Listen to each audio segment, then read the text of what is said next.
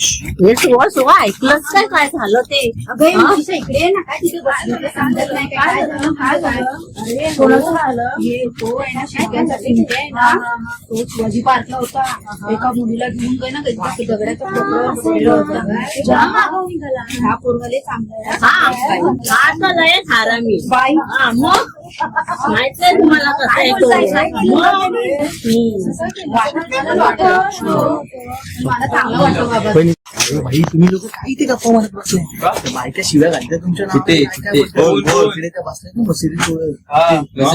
बोला नाही त्यांचे लावले तर चांगले मजबूत होतं उमले लोक.